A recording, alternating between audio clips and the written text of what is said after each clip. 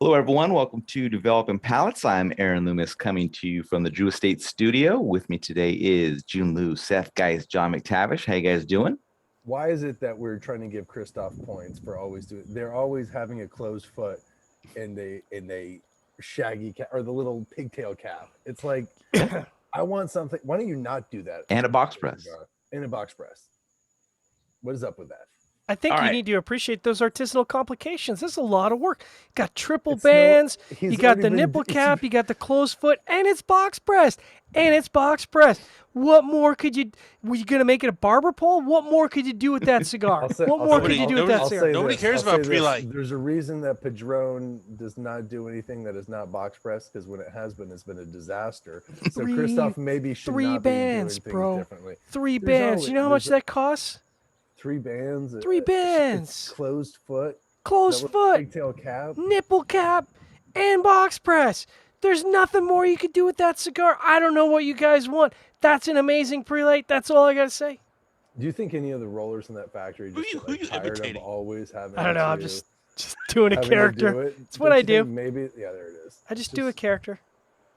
Isn't that his address in Chicago, though, or isn't that like an? So, address in all right, Chicago? Yeah, what is that's the now. significance? We're talking about the Whoa, Kristoff slow your roll. 685 Woodlawn box press Toro TAA 2021.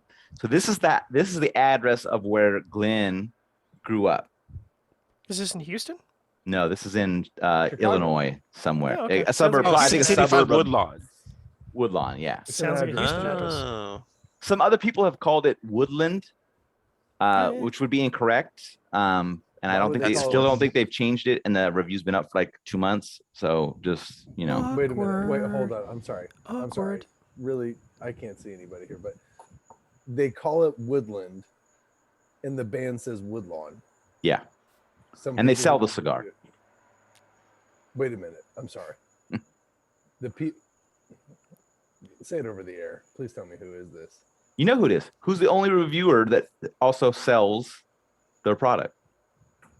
Oh, did fucking Dave Garofalo do it? Did Barry do it? Yeah. Yeah. What a schmuck. I think I'd have to look it up. I haven't like gone back and checked on it on a daily basis, but it was Woodland for a while, I think. So, all right, the cigar is a Toro Extra, 6 1/4 by 54. Comes out of the Charles Fairmorn factory in the Dominican Republic. Wrappers from Brazil, binders from Nicaragua, the fillers from Nicaragua and the Dominican Republic. Blended by Glen Case. Price point is $12, and the cigar was released in April of 2021. So Jiunn, take us through your overall experience with the cigar. So,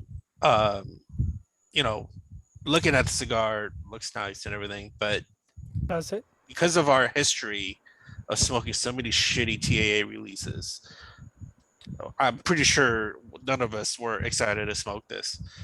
So thank you, Aaron, for buying yet another TAA release for us to review. Yeah. So, Well, but- I'll tell you the reason that I chose to bring this one in. I know last year we did a lot of TAAs and we said we're not going to do TAAs except for if there's like extreme cases. I love This is like a return of a blend, like a limited that Glenn put out years back, and it was really good. So I was very curious to see Oh. and it was in a more of a perfecto figurado shape. So I was curious to see how it was what going to blend go was here. what was the prior release called? It was just called the the 685 Woodlawn. No, it's called Back then it was Woodland. called this. It was the 685 Woodlawn. Yeah, it's the same name. This is Oh. just the box press Oh. Toro TAA. Gotcha. The cigar Oh. that he made years ago, they're Mm, made again. Yeah. In box press. Different Vitola. Yeah. Gotcha. Made it a TA release as well. Got it. Yeah. Okay. Got it. So, before lighting it up, I was all that excited, just purely due to not being excited about most of the cigars that we've had from TAA last year.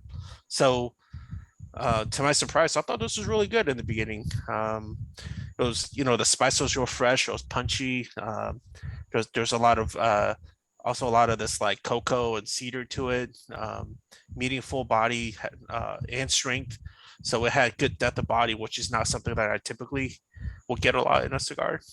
But by the second third, it was kind of like, do I like it? Do I not like it? I ultimately said it was average for the remaining 2/3. So first third was really good. In other words, last couple of thirds was more that like, cedary spice kind of thing going on. So lost a lot of depth, but overall, this was like a almost good cigar for me. Almost good TAA. Almost good. Almost good. No, almost good cigar. Cigar. Okay. Cigar. That's higher praise. All right, Seth, what was your experience like? Right. Because I'm not going to lie to the kids here. I'm an outlier on this one because I may have smoked the 685 Woodland rather than the 685. I'm right there with Barry. Is the 685 Woodland in Detroit? Is that why? It is in Detroit. Okay. Listen, man, this cigar, when I cut, do you guys remember this one? This one goes out to Bear. Remember on Christmas Vacation when they cut the turkey and then it just deflates? Yep. Yeah, when I cut the head of the cigar, it just like lost any firmness it had and became like a sponge. It was loose. It was really loose. Loose the whole time. It was a disaster. I mean, this thing. So that's all I'm gonna say. I mean, and it kind of it delivered some Kristoff flavors, and it just was blah from beginning to end. But very bad construction just because it was loose. All right, John, what was your experience like? Boy, that was a savage review. I thought it was good. I mean, I don't think I'm that easily impressed. I got a lot of what Jiunn got the first third. Medium fullness, nuttiness, baking spices, a little bit of cocoa, wood, tobacco sweetness. It was good. And like Jiunn said, it wasn't just strength for strength's sake. It had depth of body, which I appreciate. If you're going to bring strength, you got to bring depth of body with it. So it was enjoyable, and I felt like most of that carried through into the second third for me. Sweet baking spices, nuttiness, wood, and then it became more baking spice driven by the halfway point, and really no other notable changes. And I did also get a bit of a fall off in the last third, mostly just nuttiness and hay, a little bit of creaminess, some mild tannins. It was pleasant in the last third, but it wasn't good for me in the last third. Did have a touch up, and I did actually notice some softness near the cap. I was inspecting it when it had some burnishes. I'm like, that's weird. It was burning like a champ, and then I noticed sort of halfway down, just past the 2 bands that they put there, not the 3 bands, because you already take 1 band off. They spent so much money on making this look good for people to disrespect it. But there's a little bit of softness near the cap. But the draw was perfect. It was right on. So for me, it was a good cigar. And for a TAA, it was a phenomenal cigar, frankly. Aaron, what about you?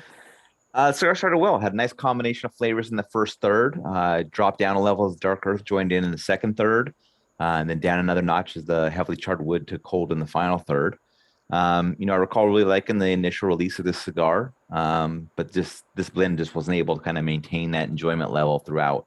Had a bit of it in that first third, but just couldn't hold on. I really don't see coming back to this. It's got a high price point, just kind of a overall average flavor profile. So just didn't do enough to get my attention and to want to come back to it. All right, let's get into the scores. We're going to start at the top with John at 6.72. Jiunn was next at 6 even.